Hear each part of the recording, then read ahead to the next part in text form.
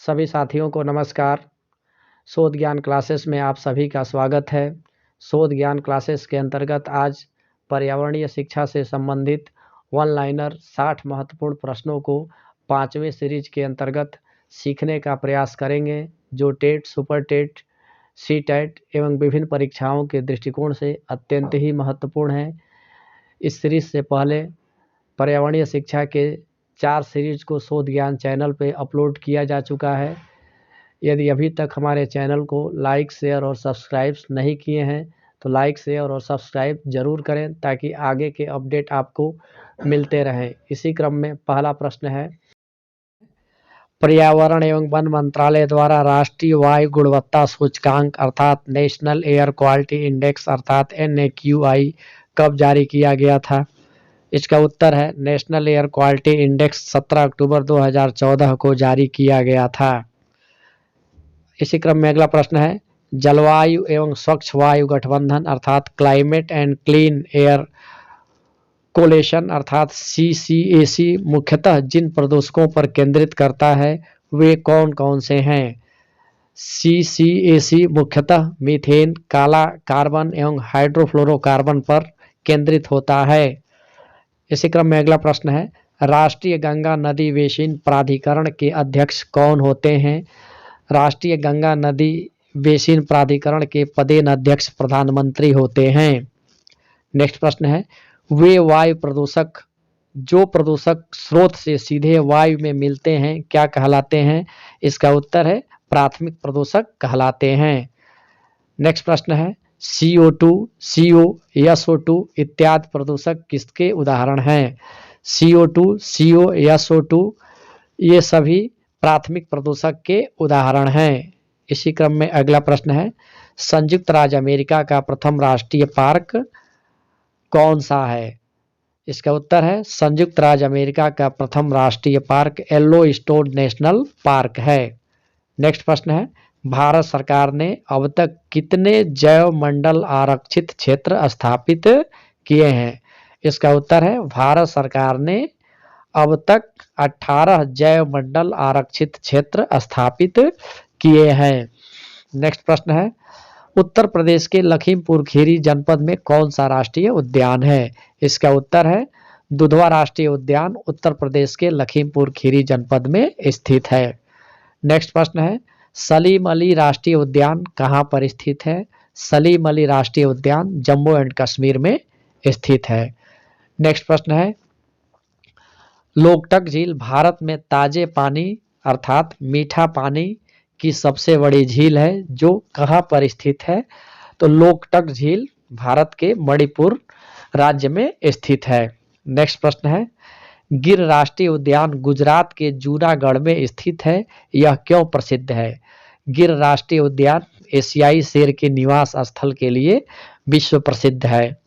Next प्रश्न है, green house गैसों की संकल्पना किसने प्रस्तुत की थी? ग्रीन हाउस गैसों की संकल्पना जोसेफ फोरियर महोदय ने प्रस्तुत की थी। नेक्स्ट प्रश्न है, पर्यावरण में ग्रीन हाउस गैसों के कौन कौन से उदाहरण हैं?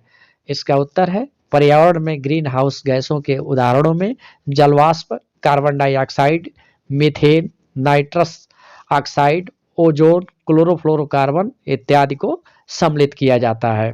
नेक्स्ट प्रश्न है, धान के खेत कोयले का खनन पालतू पशु, आर्द्रभूमि तथा दीमक किसके स्रोत हैं?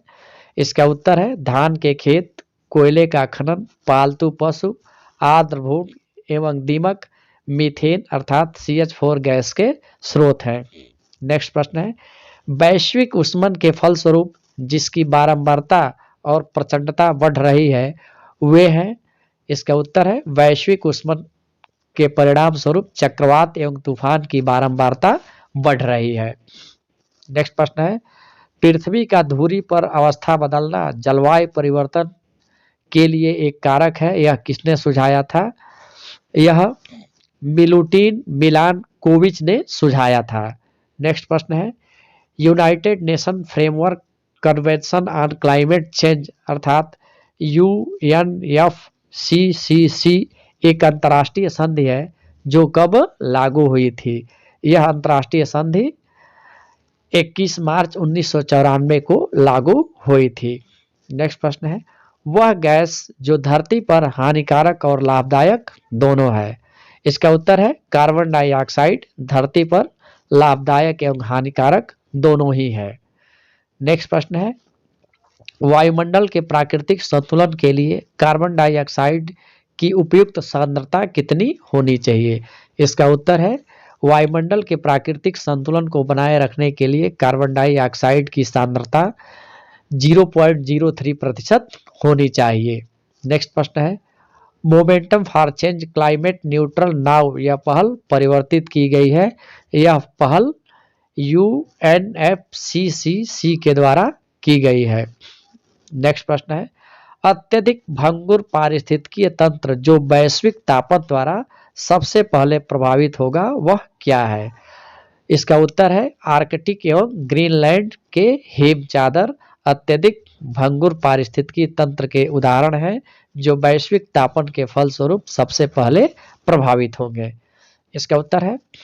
नेक्स्ट प्रश्न है, वर्ष 2015 में जलवायु परिवर्तन सम्मेलन COP21 कहाँ हुआ था। इसका उत्तर है पेरिस में हुआ था। नेक्स्ट प्रश्न है, जिस देश को दुनिया ने कार्बन निगेटिव देश के रूप में माना है वह कौन सा देश है। इसका उत्तर है भूटान को कार्बन निगेटिव देश के रूप में जाना जाता है। नेक्स्ट प्रश्न है, उत्तर प्रदेश में प्रथम बायोटेक्नोलॉजी पार्क की स्थापना कहाँ की गई है। इसका उत्तर है लखनऊ में प्रथम बायोटेक्नोलॉजी पार्क की स्थापना की गई है। नेक्स्ट प्रश्न है, सुनामी की उत्पत्ति का क्या कारण है। इसका उत्तर है समुद्र के भीतर उत्पन्न भूकंप ही सुनामी की उत्पत्ति का प्रमुख कारण है। नेक्स्ट प्रश्न है, मौसम विज्ञान संबंधी प्रेक्षण के लिए गुब्बारों को भरने में प्रयुक्त गैस कौन सी है। तो गुब्बारों में भरे जाने वाली गैस हीलियम होती है। नेक्स्ट प्रश्न है, डायनासोर्स का कब्रिस्तान नाम से प्रसिद्ध स्थल कौन सा है। इसका उत्तर है मोंटाना को डायनासोर का कब्रिस्तान कहा जाता है। नेक्स्ट प्रश्न है, वह भारतीय कृषि वैज्ञानिक जिसे संयुक्त राष्ट्र पर्यावरण कार्यक्रम अर्थात UNEP द्वारा फादर ऑफ इकोनॉमिक इकोलॉजी की उपाधि दी गई है। इसका उत्तर है भारत के कृषि वैज्ञानिक MM स्वामीनाथन को फादर ऑफ इकोनॉमिक इकोलॉजी की उपाधि से नवाजा गया है। इसी क्रम में अगला प्रश्न है, तरुण भारत संघ नामक गैर सरकारी संगठन के चेयरमैन राजेंद्र सिंह का लोकप्रिय नाम क्या है। इसका उत्तर है भारत में राजेंद्र सिंह भारत के जल पुरुष के नाम से लोकप्रिय हैं। नेक्स्ट प्रश्न है, केंद्रीय वन पर्यावरण एवं जलवायु मंत्रालय ने केंद्र प्रायोजित योजना के रूप में राष्ट्रीय झील संरक्षण परियोजना की शुरुआत कब की थी। इसका उत्तर है जून 2021 में राष्ट्रीय झील संरक्षण परियोजना की शुरुआत की गई थी। नेक्स्ट प्रश्न है, फरवरी 2013 में राष्ट्रीय झील संरक्षण परियोजना और राष्ट्रीय नम भूमि संरक्षण कार्यक्रम को समन्वित कर बनाई गई नई योजना का क्या नाम है। इसका उत्तर है राष्ट्रीय जलीय पारिस्थितिकीय तंत्र संरक्षण योजना। नेक्स्ट प्रश्न है, हवा में तैरते हुए श्वसनीय सूक्ष्म कणों का आकार कितना होता है। इसका उत्तर है हवा में तैरते हुए श्वसनीय सूक्ष्म कणों का आकार लगभग 2.5 माइक्रोन होता है। नेक्स्ट प्रश्न है, सरसों के बीज के अपमिश्रक के रूप में सामान्यतः प्रयोग किया जाता है।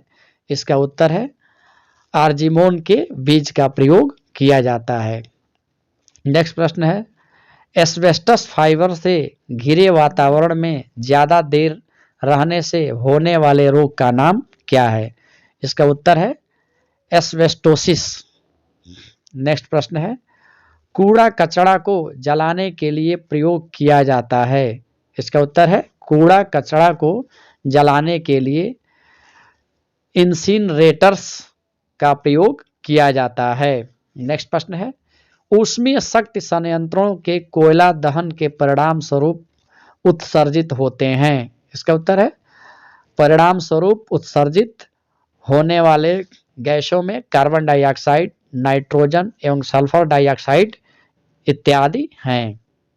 नेक्स्ट प्रश्न है भोपाल गैस दुर्घटना जो 3 दिसंबर 1994 को घटित हुआ था, इसका क्या कारण था?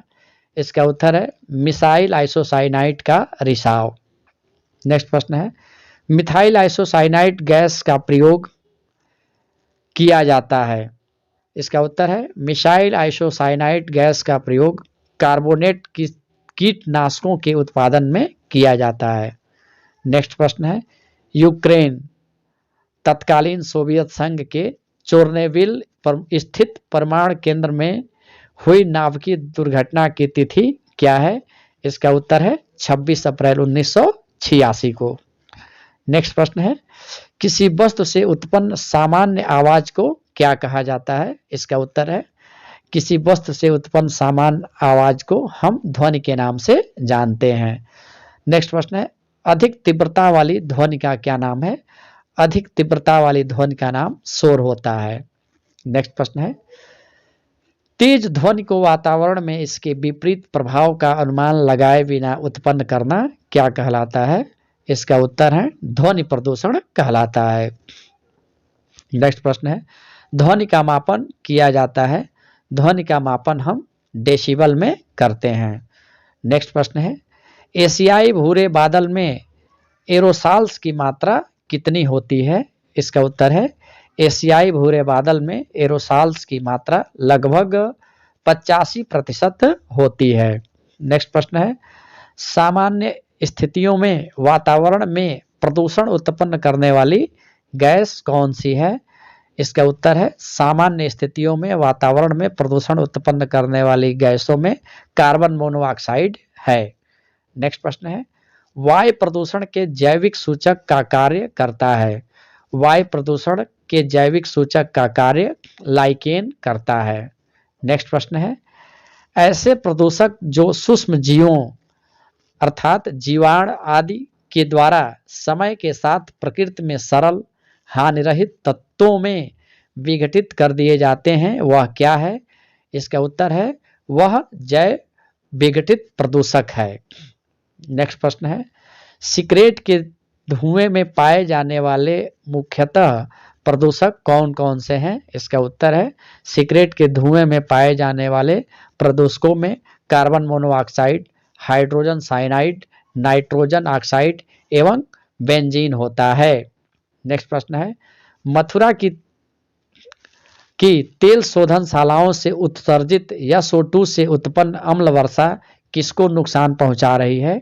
इसका उत्तर है कि मथुरा की तेल शोधनशालाओं से उत्सर्जित SO2 ताजमहल के सौंदर्य को क्षति पहुंचा रही है।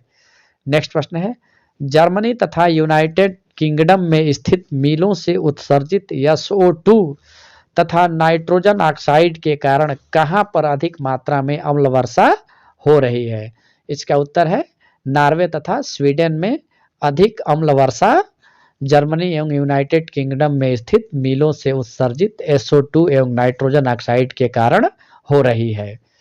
नेक्स्ट प्रश्न है किसे झील कातिल अर्थात लैग किलर कहा गया है? तो अम्ल वर्षा को झील कातिल या लैग किलर के नाम से जानते हैं। नेक्स्ट प्रश्न है अम्ल वर्षा सूचना केंद्र की स्थापना कहाँ हुई है? इसका उत्तर है अम्ल वर्षा सूचना केंद्र की स्थापना इंग्लैंड के मैनचेस्टर शहर में की गई है। नेक्स्ट प्रश्न है जल में जैविक तथा अजैविक दोनों प्रकार के पोषक तत्वों की मात्रा में वृद्धि की घटना क्या कहलाती है? इसका उत्तर है सुपोषण कहलाती है। नेक्स्ट प्रश्न है गंगा नदी में जैव रासायनिक ऑक्सीजन मांग अर्थात BOD की सर्वाधिक मात्रा किसके बीच पाई जाती है? इसका उत्तर है कानपुर एवं इलाहाबाद के मध्य। नेक्स्ट प्रश्न है भूमिगत जल को प्रदूषित करने वाले अजैविक प्रदूषक कौन है? इसका उत्तर है भूमिगत जल को प्रदूषित करने वाले अजैविक प्रदूषकों में आर्सेनिक है। नेक्स्ट प्रश्न है, आर्सेनिक का बेहतर अवशोषक किसको माना गया है? इसका उत्तर है आर्सेनिक का बेहतर अवशोषक धान के पौधे को माना गया है। नेक्स्ट प्रश्न है, पर्यावरण संरक्षण अधिनियम कब लागू हुआ? पर्यावरण संरक्षण अधिनियम 1986 में लागू हुआ। शोध ज्ञान क्लासेस को सुनने के लिए आप सभी को बहुत बहुत धन्यवाद एवं नमस्कार। यदि अभी तक हमारे चैनल को लाइक, शेयर और सब्सक्राइब नहीं किए हैं तो कृपया लाइक, शेयर और सब्सक्राइब जरूर करें ताकि आगे के अपडेट आपको मिलते रहें। पुनः एक बार आपको नमस्कार।